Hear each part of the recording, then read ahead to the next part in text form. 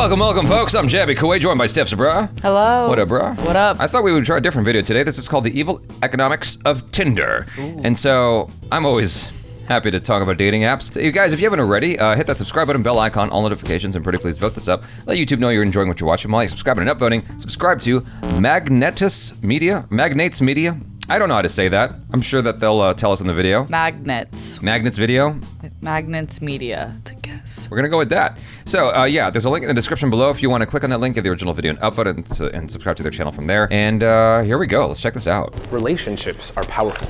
It's what builds everything around us. What we're about is making introductions. Right. People are coming to Tinder because they want to meet new people and they're curious about what the possibilities are. Oh no, I'm scared. You might think that Tinder is designed to help you meet people, find love, find the one, but in reality, Tinder wants none of this. Every time someone finds a partner, they've just lost 2 customers, and that's— You're not gonna use Reggae Page.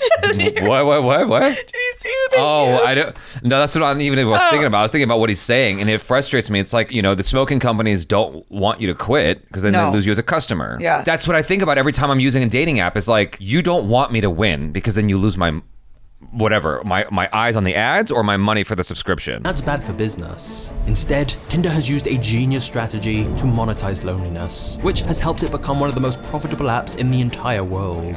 You see, on the one hand, Tinder is an incredible business success story, and they've managed to completely revolutionize online dating. But on the other hand, there are countless allegations that the company has put profit before people and toyed with the most fundamental human emotion, love. For example, did you know Tinder gives everyone a secret score that ranks how desirable they are, which determines how often to show their profile? Or did you know that the creator of rival app Bumble was actually a co-founder of Tinder, but then she quit after suing the company and alleging 2 of her Tinder co-founders sexually harassed her? And did you also know that the company that owns Tinder also owns pretty much all the other popular online matchmaking services? Stop. And remember, they are financially motivated to not find you a partner, since that would remove you from their target market. Welcome to the insane story of Tinder. That was such a good intro. I'm hooked.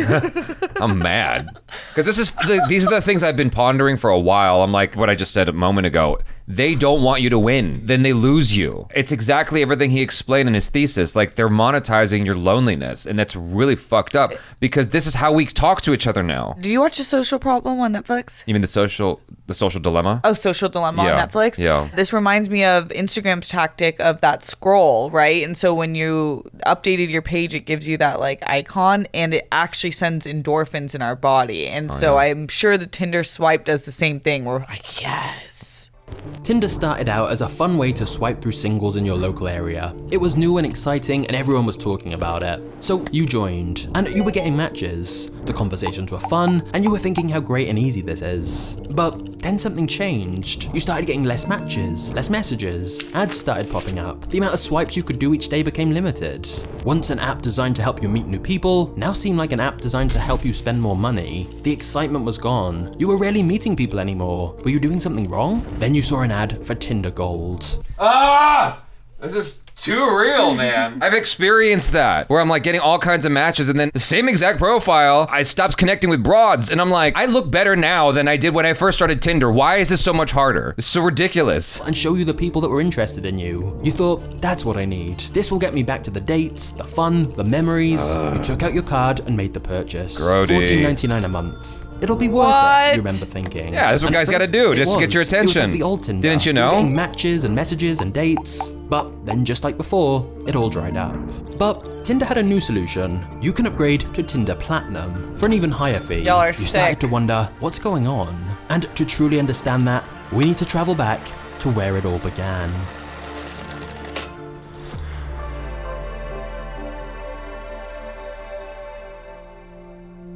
Sean Rad had been studying business at university, but at 18, he realized he was tired of learning about business in class and wanted to create something. He enlisted the help of some friends studying computer science and proposed to them an idea for an all-in-one tool for messaging and video chat, which they called Orgoo.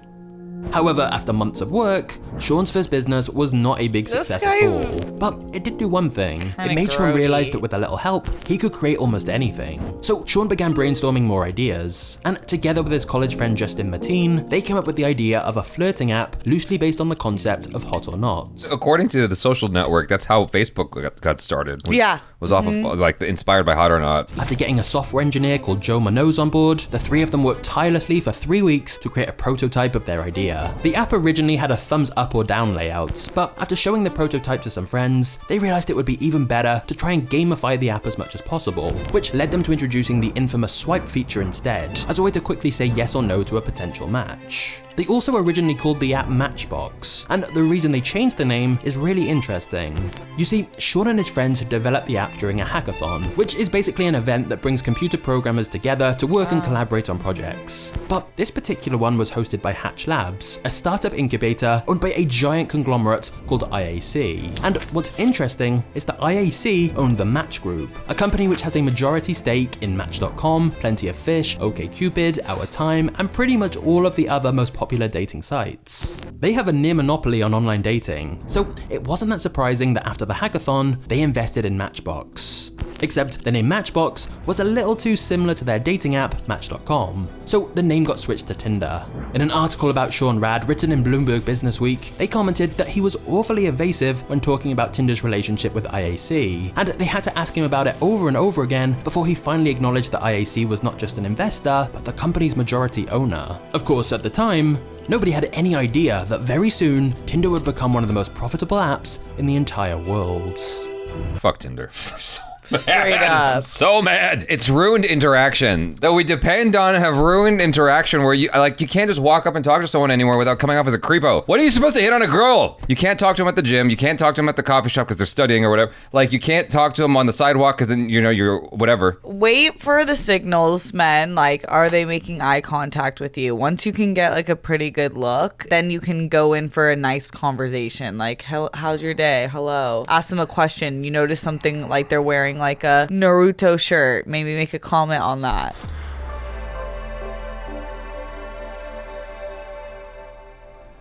Justin had the idea of marketing their new app on college campuses. He started by introducing the app to influential people in fraternities and sororities, selling it as a way of expediting the hookup process. Needless to say, everyone loved it. Within no time, the app was starting to spread from campus to campus, up and down the country. Very smart. Their growth was helped It's like an further by the STD. huge parties that the company was throwing, where they only allowed entry to those who had downloaded their app. Yo! Before long, Tinder had taken over Genius. and started breaking out of college campuses and into the mainstream of big cities. The swipe feature was particularly addictive, and by October 2014, Tinder users completed over 1 billion swipes per day, and the average Tinder user was now spending nearly 90 minutes per day on the app.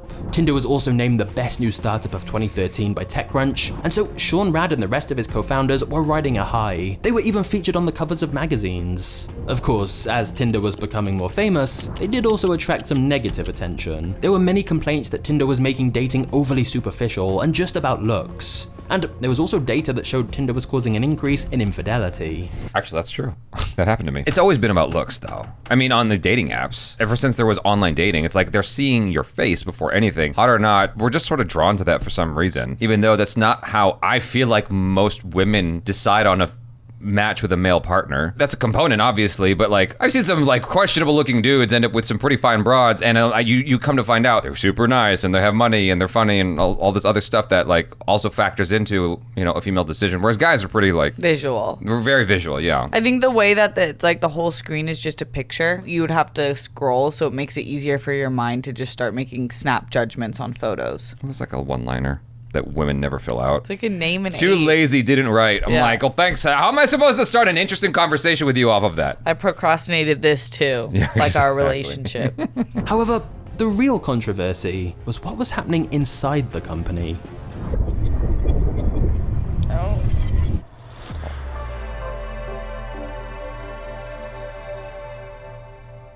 In 2014, Whitney Wolfe, an early co-founder of the company, filed a sexual harassment charge against Tinder, claiming that Justin Mateen, her ex-boyfriend and Tinder co-founder, had sent her threatening and abusive text messages, and that the Tinder culture was misogynistic, and she'd been stripped of her co-founder status because she was a girl. The accusations caused a huge divide on the Tinder board, segregating staff into two sides. It being misogynistic would not have come up if she wasn't in this predicament. I feel like that came up as a means to put like icing on the cake. If she maintained her status as a co-founder or whatever, I don't think she would have ever complained. I'm making a judgment call. Threatening to bring the whole just a company down judgment. with it. Eventually, a settlement was reached for around $1 million. Although Wow. no wrongdoing was admitted by anyone involved. See, that's how you know. That's the real plot. Because your morals go right out the window. It's all about the money. At the end of the day, just follow the money. You know what I mean? Well, and lawyers cost so much. Sometimes it is like judges and lawyers really want you to. It's in Yeah. the mediation process, but Yeah. to come to a conclusion. There's a movie with, do you remember the guy who played the gay character in As Good As It Gets?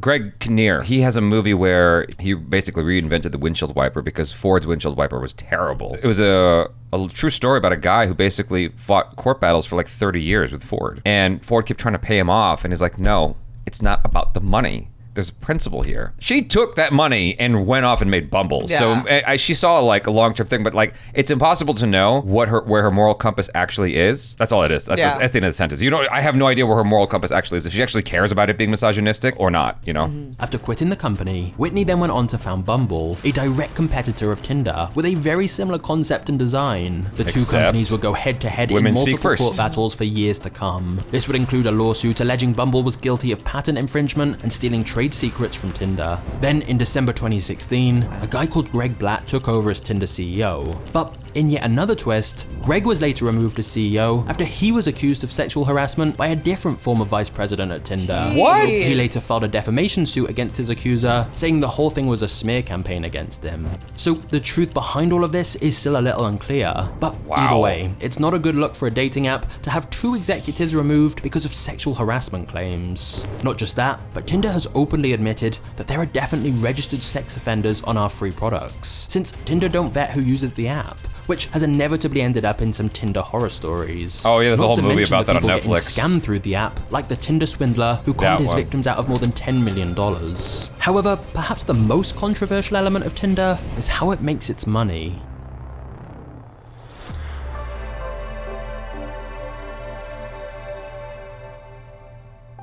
Tinder was quickly becoming the fastest growing social media app on the App Store and the most popular dating platform in the US. But that meant investors were starting to demand a return on their investment, and so the founders started to look to cash in on their new user base. In 2015, the first premium subscription service was released, Tinder Plus. The company hoped that it would be enough to bring in some revenue and finally make the platform profitable. The two new features that the service launched with were Passport and Rewind. Passport allowed users to change their location to find matches with people from anywhere in the world, and Rewind was a feature that gave a user the option to bring back a profile previously swiped left on. However, they knew that these new features alone might not be enough to get customers to part with their money, so they began making their free version of the app worse to encourage people to pay. For example, they limited the number of free right swipes that someone could do in a 12-hour period, and they also started to place ads in between profiles. Many free users were unhappy with the service, feeling like they were now getting a watered-down version of the app that they had become accustomed to using. But the board at Tinder didn't care. Their premium subscription model was a huge success for their bottom line, and they were making money faster than ever before.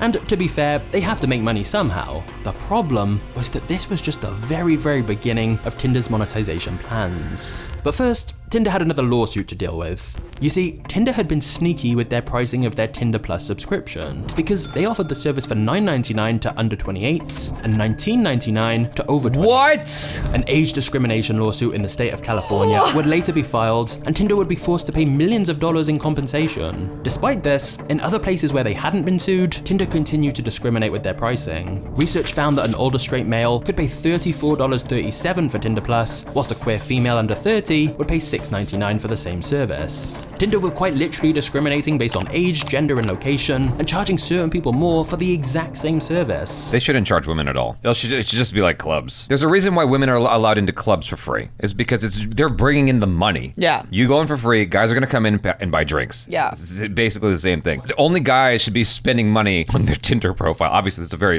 narrow-minded thing to say. I'm just sort of half joking, but I don't understand why you would make a woman pay at all when it's like that is the draw SABRAW. I don't know, maybe having women pay is helpful because there's a lot of ghost profiles on there. Yeah, then you know if they're serious or I get the argument. A, it's business. B, you can actually see if someone's serious about dating at this specific app because you are putting your money in it. Yeah. But the age thing is wild. Yeah, that is wild. That is like 28 and under or 28 and up. Like those are such close age range. Yeah. Yeah, it's nuts. It's nasty. That's a nasty thing to do. Nasty people. One thing that just frustrates me is the thing I said a second ago, which is the ghost profiles, because I've had instances where like I've matched with someone or like I swiped on someone, but I can't message them on OK Cupid because they have too many messages in their inbox. And I'm like, why is this person allowed to interact with me at all? Like I can't even talk to them. Yeah, what? It's stupid. Yeah, that's stupid. I don't know. I feel like there's a lot of gaming that goes on with these profiles. I feel like a lot of people get paid to put up a profile just to keep guys there. Really? I'm hoping they get into that in this video. Okay. I feel like there's a lot of bullshit that goes on. Because women have a very fleeting attention when it comes to these. Statistically, they don't need it as much. Like, you can go outside. If you and I both go outside, statistically, it's more likely that, like, someone will hit on you than me. Also, statistically, it's more likely if you hit on someone that your success rate will be like every single person you talk to might say yes to you. Whereas for me, it's like 1 out of 10. You know what I mean? Yeah, well, Even maybe. if I throw money at them, like, it doesn't matter. I don't know. I wouldn't know from your perspective, but I feel like We should try it out. yeah, we should. Maybe a social experiment. Yeah. But I do think like the way I would probably, if I went outside, maybe I would find one person out of 100 that I would be like, okay. That you're interested yes. in. But how convenient is that? Like sitting on top of the food chain like that. Isn't that nice? That's nice to have options, right? That's like guys on the opposite end are like, please somebody, just look at me. Throw me a wing. Please. I'm not wallpaper. I'm a person. Of course, they didn't publicly advertise these prices, so most people didn't realize. Terrible. There was some logic behind it though. Men massively outweigh women on dating apps, they didn't and it's been publicly. estimated there's a 9-to-1 ratio on Tinder. I knew it. A study found on I average, knew it. men get only around a Oh, I 0.6 fucking knew match it. rate. So by limiting their amount Wait, of I swipes, missed the study step. found on average that men get only Men swipe right more often than heterosexual women do, leaving the low success rate of 0.6%. Wow. And women are more selective yeah. about who they swipe right on. That's what we were just saying. This is exactly what I thought it's been. This is crazy. You know, I do so much better once I leave LA. If I leave Los Angeles, I get way more swipe rights back. LA dating is actual hell.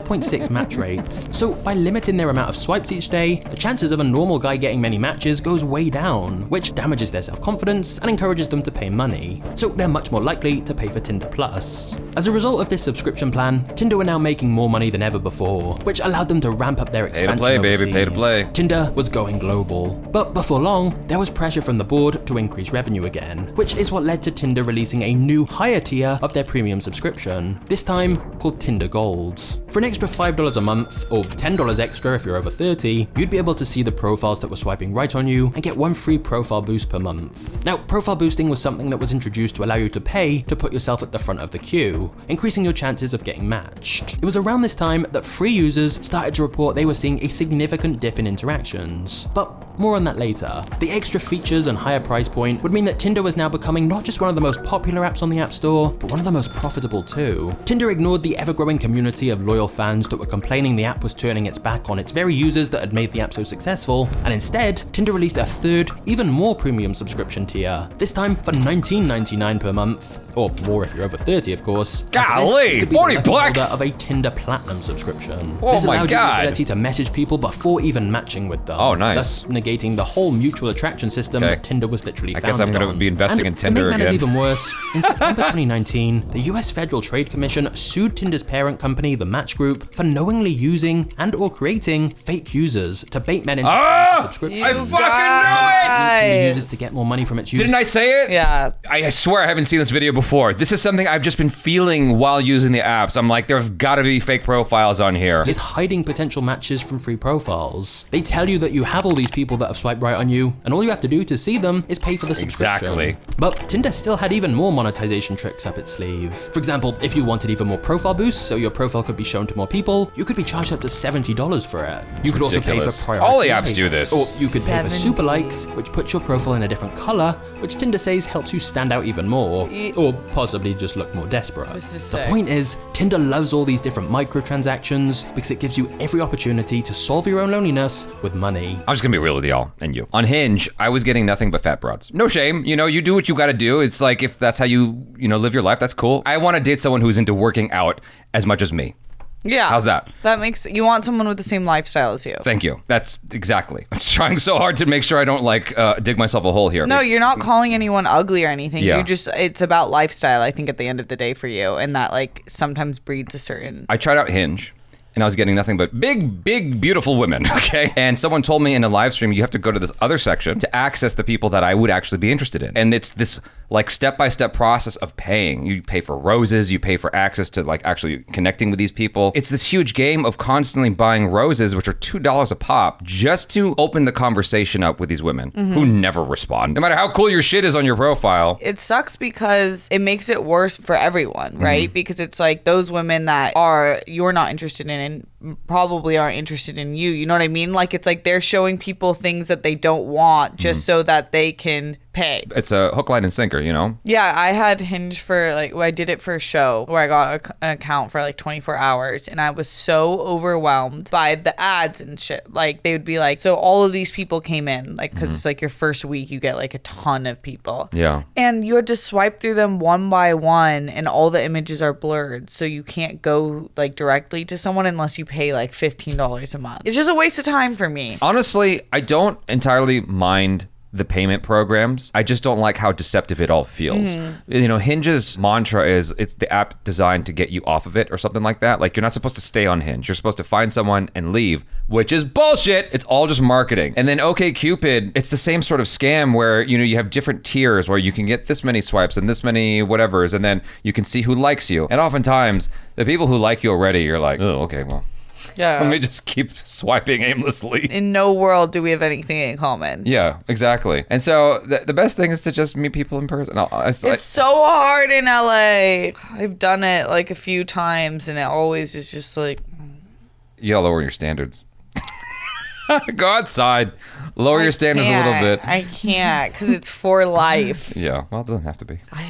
I would like a for lifer, a gang. Succeeded in turning dating into more of a game, but it's become more of a pay-to-win game. Exactly. The odds become Pay more to and more play. stacked against you if you don't give them money. And of course, if you did upgrade but then cancel, your matches would likely plummet. And once you've had a taste of success, it'd be hard to go back to having so few matches again. So it helps to keep you hooked. Yeah, you every get used to month. it. Now, let's just pause. I want to be very clear. Tinder's a business. Of course, they're going to try to make as much money as they can from their users. Yeah. I actually don't think you can begrudge them that much for cashing in with all these paid features. I just think it's useful that people are at least aware of what's going on, so they don't feel bad if they're not getting the results they want. But where this perhaps does get a little depressing is when you realize that the less attractive you are, the more money you'd probably have to pay.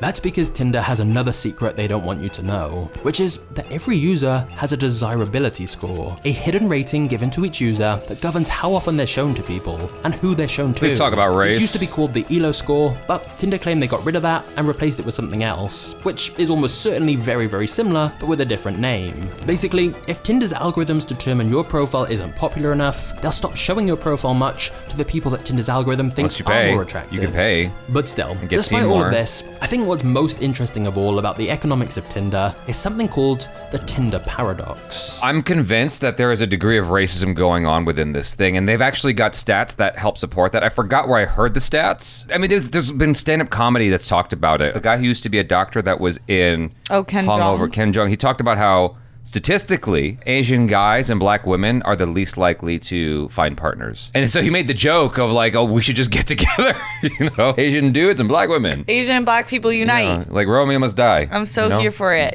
It's so weird how society has deemed Asian men and black women as the least desirable when it's based in no fact. Every woman in Hollywood is trying to get features that make them look like black women. That is absolutely true. They'll appropriate it. Oh, yeah. Yeah. And it's black women are beautiful. So let's just get that straight. And speaking from my experience for my people, Asian men are hot. That's my number one choice right now. I want an Asian bae.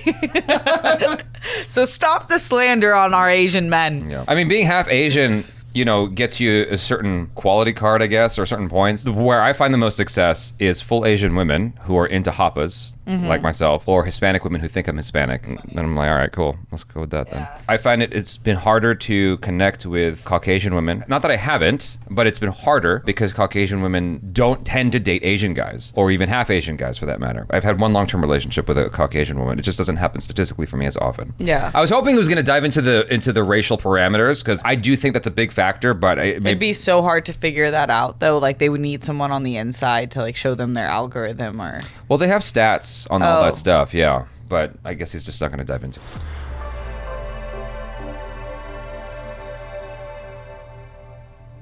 It's clear that every app on the App Store is trying to make you spend as much time on it as possible, and some apps even use artificial intelligence to predict exactly what to show you to stop you from logging off. For example, an app like TikTok keeps you engaged by learning more and more about you, so it can show you more tailored videos that it knows you'll want to see. However, the problem for Tinder is that the better the app is at matching you to someone, the less money they'll make. Right. If all your matches are great fits for you, why would you want to pay for extra features or have a monthly subscription? And of course, for every successful match Tinder facilitates, if they are actually a perfect match and get in a relationship together, Tinder just lost 2 customers. This is a huge conflict of interest, and you can start to see why they may not want you to find the one after all. So how does Tinder increase user retention, and how does this affect you? The main method for this is to stagnate the matches. When you first create your profile, you'll be presented with a nice amount of matches. You'll feel great and have a positive experience. This is because Tinder initially boosts your profile to give you some dopamine hits to get hooked on the app.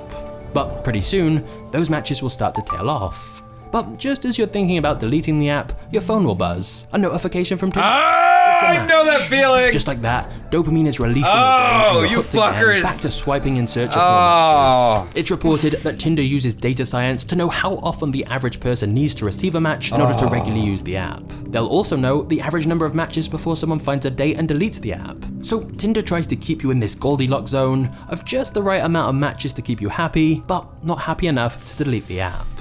Of course, it should be acknowledged that Tinder has absolutely helped many people find love. The Tinder paradox is just a reminder that for Tinder, it'd be much better if you didn't. You know, why not just create like a super tier subscription of like $100 and it's like soulmate tier. We have all the numbers. We know you. We know you better than you, and we know who likes you. We'll pair you up, $100. It's not like your relationship's gonna last forever. Statistically, you're more likely to break up than get married. Pay $100 again to get a new soulmate, you know? It's like paying $10 a month for a year, which is like how long do you expect each customer to have the app? Yeah, before they give up. Yeah. In August 2018, co-founders Sean Rad and Justin Martin, along with several other former Tinder executives, filed a lawsuit against Tinder's parent companies, Match Group and IAC. They said, through deception, bullying, and outright lies, IAC and Match had stole billions of dollars from the Tinder employees by cooking the books to manufacture a fake global valuation of Tinder. Basically, they were claiming Tinder's parent company gave a false valuation of the company in 2017, which meant the shares belonging to Tinder's co-founders and some of the early employees were worth considerably less than they should have been. And they were demanding $2 billion in compensation. Whoa. It took several years, but by late 2021, Match Group settled the legal dispute and agreed to pay Tinder's co-founders and original team $441 million. All in all, the Tinder story is full of drama, but from a business and marketing perspective, Tinder is really inspiring. How an app made in just 3 weeks could completely revolutionize the way an entire generation meets new people. Through a combination of clever marketing strategies, gamifying the dating experience, and using some slightly questionable methods, Tinder has become the biggest dating app in the world. And I have to say that even though this video has looked a little more at the darker side of Tinder, personally when I've used it in the past, it was a really great experience and a lot of fun. So what do you think? Is Tinder simply a good business model, or has Tinder lost sight of the principles it was founded on? Principles? For more and more Get profits? the fuck out of here. And do you think Tinder has improved dating by making it easier to connect with new people? Hell no. Or, No. as some think, do you think it's created a whole host of new problems? One thing is for certain, thanks to Tinder, dating will never be the same. Thank you. I think it's made things considerably worse, but I think it was an inevitability. If it wasn't Tinder, it would be something else, just like Tinder. There's no version of our reality where there's no Tinder. In all of the multiverse, maybe there's one, but like, I feel like it was just bound to happen with how technology changes things. You know, we already had online dating. They just made it more fun. Accessible. Quick. That's it. And that was always going to happen no matter what. It would have just been called something else, you know? Yeah. Yeah, I think any time that we're living in this capitalistic society where it's profit over people, the intention of Tinder wasn't so that people find love. Right. It's so people, can find attraction and lust quickly, and there's some sort of benefit that's easy there, but really the long-term goal is money and having the app sustain a long life. I mean, I'm not mad at a business trying to sustain itself and have profit. It's the algorithm that scares me. I'm not even mad at that. I'm mad at deliberately keeping you away from people that you could connect with and have a fulfilling relationship with. That's what makes me mad. It's like, you're wasting my time. And that's the thing I feel whenever I go on a dating app. I'm swiping a little bit. I'm like, this is a waste of time. And I just delete the app again. I'm like a chick.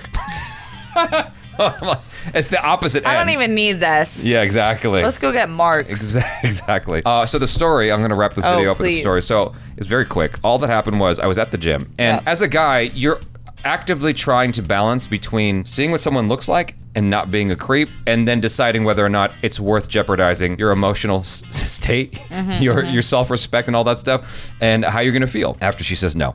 And so, the worst thing I tell people is, like, the worst thing that can happen to you is that a girl says no. Well, there's one more level that's even worse. And so what happened was I looked at this girl and she was like working out near me. And so I continued to work out in this space that I was totally fucking done with for all intents. I was ready to go home, but she was there and I'm trying to figure out how to initiate a conversation of some kind. My common intro is, do you have a boyfriend? I just get straight to the point really fast, which has worked. If I'm being totally honest with myself, it doesn't work that often, but it has worked. With this particular person, I saw her working out on a machine I never use. And I was like, okay, let me use that as my intro.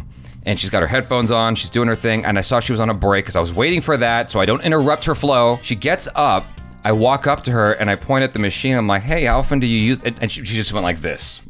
She just went like that. And I was like, I get it. And I walked away. She wouldn't even acknowledge me, like a feign acknowledgement of like, That's I'm sorry, really mean. I'm sorry. What did you Yeah. say? Like, because that's usually what people do. She wouldn't even do that. She's She just must like, have had a really bad experience, and you were That's like, not my fucking no, problem. Totally, I You think know, that's it's- mean. I yeah. think that's actually mean. yeah. I would never do that. But I laughed hysterically. Yeah, it's kind of funny. Walking out of the gym. I'm like, I cannot believe that is worse than no. Statistically, what I usually get is I walk up to a girl, like I remember on Christmas, I don't know what the hell, I just saw this girl. I'm like, well, I'm never gonna see her again. So, hey, I was just wondering, I know this is weird, but do you have a boyfriend? And she goes, no, but you really made my day. Thank you. I mean, no, she goes, yes, I do, but you really made my day. Thank you so much. I got that response multiple That's cute. times. And I'm just like, well, yeah, great. Yeah. Like a lot of good that does me. But anyway, this has been fun. Yeah, this is fun. And insightful, and it makes me never want to use the apps again. Never. So, I've never used Tinder. Well, but, I mean, if you're gonna do it, you might as well just go straight to the top and like be ready to just drop $200. yeah, watch this and then decide if this is what you want to do. Exactly. You guys, thanks so much. I'm Jabby Coy. This is STEPH SABRAW. Peace out.